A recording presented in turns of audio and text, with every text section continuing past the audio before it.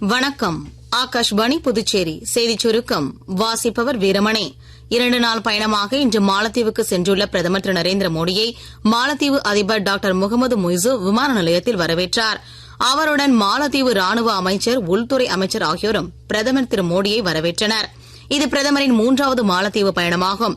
அங்கு நாளை நடைபெறும் மாலத்தீவின் 60வது சுதந்திர ஆண்டு கொண்டாட்டங்களில் பிரதமர் திரு நரேந்திர மோடி சிறப்பு விருந்தினராக கலந்து கொள்ள உள்ளார். ஈஸ்ரம் இணையதளத்தில் இதுவரை 30 கோடியே 97 லட்சம் அமைப்புசாரா தொழிலாளர்கள் பதிவு செய்துள்ளதாக மத்திய தொழிலாளர் அமைச்சகம் தெரிவித்துள்ளது.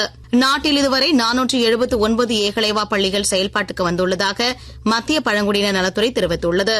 புதுச்சேரி யூனியன் பிரதேசத்தைச் சேர்ந்த ரேஷன் கார்டு வைத்துள்ள அனைவரும் KYC-யை பூர்த்தி செய்ய வேண்டும் என்று குடிமைப்பொருள் வழங்கல் மற்றும் நுகர்வோர் விவகாரங்கள் துறை இயக்குநர் கேட்டுக் கொண்டுள்ளார். ரேஷன் கார்டில் பெயர் உள்ள உறுப்பினர்களின் விவரங்களை தங்கள் அருகில் உள்ள பொது சேவை மையங்களுக்கு ரேஷன் கார்டு மற்றும் ஆதார் அட்டையுடன் சென்று எந்த கட்டணமும் இல்லாமல் KYC-யை பூர்த்தி செய்து புதுப்பிக்குமாறு கேட்டுக் கொண்டுள்ளார். புதுச்சேரி பாகூர் சேலியமேட்டில் பிரசித்தி பெற்ற செங்கழுநீரம்மன் கோவில் செடல் மற்றும் தேர் திருவிழா நேற்று கொடியேற்றத்துடன் தொடங்கியது. விழாவின் முக்கிய நிகழ்ச்சியான செடல் மற்றும் தேரோட்டம் ஆகஸ்ட் 1ஆம் தேதி மாலை 4:30 மணிக்கு நடைபெறவுள்ளது.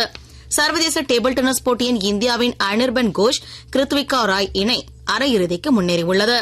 உலக ஜூனியர் ஸ்குவாஷ் சாம்பியன்ஷிப் போட்டியில் மகளிர் ஒற்றையர் பிரிவு காலிறுதி ஆட்டத்தில் இந்தியாவின் அனாகத் சிங் எகிப்தின் மாலிகா எல்ஸ்கரசியை வென்று அரையிறுதிக்கு முன்னேறியுள்ளார். இத்துடன் இந்த செய்திச் சுருக்கம் நிறைவு பெறுகிறது.